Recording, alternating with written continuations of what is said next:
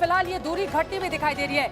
114 पर RJD plus 93 पर NDA यहाँ पर जाता हुआ दिखाई दे रहा है। 222 के रुझान सामने आए हैं। 243 सीटें हैं कुल, जिनमें से 222 के रुझान ये बताते हैं कि आरजेडी को 122 यानी कि बस थोड़ा सा फासला इन रुझानों में अपनी सरकार बनाने के लिए। लेकिन क्या फाइनल नतीजे भी इसी तरह के होंगे, ये अपने आप में महत्वपूर्ण। और ये कुर्सी की खींचतान भी आप देख पा रहे हैं, दोनों ही तरफ एनडीए और महागठबंधन की तरफ कोई भी हार मानने को तैयार नहीं है। एक तरफ एनडीए का भी दावा है कि हमारी ही सरकार बनेगी जब तक नतीजे आएंगे तब तक, और महागठबंधन के अपने दावे हैं। तेजस्वी यादव के घर के बाहर सुरक्षा बढ़ा दी गई है और वहां पर आपको बताते चले उनके तमाम समर्थकों का भी जवाबड़ा। श्वेता सिंह जैसा कि पल पल की जानकारी वहां से हमें पहुंचा रही है। 222 में से 115 पर आरजेडी प्लस 122 चाहिए, 116 देखिए एक सीट और, 116 पर आरजेडी प्लस 122 चाहिए उसे सरकार बनाने के लिए। और धीरे धीरे करके यहां पर महागठबंधन आगे की ओर बढ़ता हुआ, और अगर 122 के आंकड़े को आरजेडी छूती है तो यकीनन 15 सालों के बाद यह उसके लिए एक बड़ी कामयाबी होगी। वो भी तब जब लालू यादव का दौर खत्म होता हुआ और तेजस्वी यादव एक युवा चेहरे के तौर पर बिहार के भविष्य की राजनीति को तय करते हुए दिखाई दे रहे हैं। रुझानों में महागठबंधन बहुमत के करीब पहुंचता हुआ दिखाई दे रहा है। बस थोड़ा सा 117, 18, 19, 20, 21, 22 5 सीटें और चाहिए। आरजेडी प्लस को 5 सीटें और चाहिए। 122 का आंकड़ा आते ही कम से कम रुझानों में वो अपनी सरकार बनाने की तरफ बढ़ जाएगा, जबकि 93 पर एनडीए। और ये आंकड़ा घटता बढ़ता हुआ भी, लेकिन अंजना जी सुबह से हम लोग देख रहे थे, कह रहे थे थोड़ी देर पहले भी, और बार बार कह रहे थे, असर्ट करके कह रहे थे कि थोड़ा वेट कर लेना चाहिए, 11 बजे तक देख लेना चाहिए, ईवीएम एक बार पूरी खुल जाए, उसके बाद आंकड़ा बदलेगा, उस आंकड़े के हिसाब से देखना चाहिए। आशुतोष जी अनुभव ले चुके हैं ना भाई, ग्राउंड जीरो का अनुभव ले चुके हैं, हाथ जला चुके हैं। लेकिन ये देखिए रेस ट्रैक पर फिलहाल कम से कम जो रुझान है उसमें रेस ट्रैक पर तेजस्वी यादव आगे दिखाई दे रहे हैं।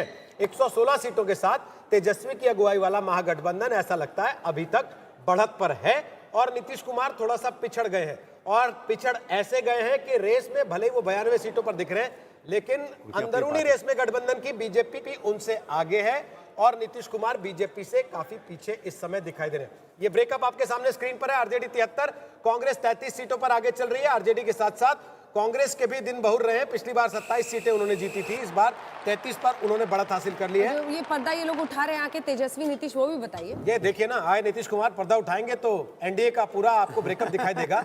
जेडीयू की 35 और बीजेपी की 50 सीटों पर बढ़त है। वीआईपी 5 सीटों पर आगे चल रही है।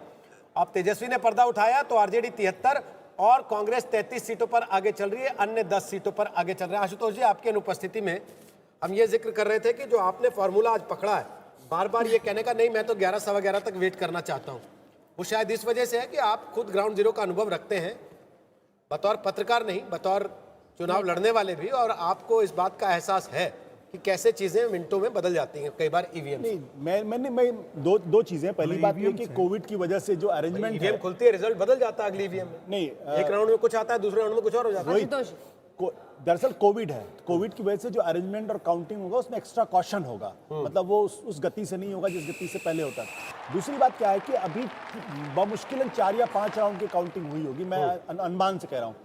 कम से कम अभी 15 से 20 राउंड की काउंटिंग और होगी, तो 4-5 राउंड के आधार पे आप ये कह देंगे एग्जैक्टली यही रिजल्ट आएगा, वो थोड़ा सा गड़बड़ होता है।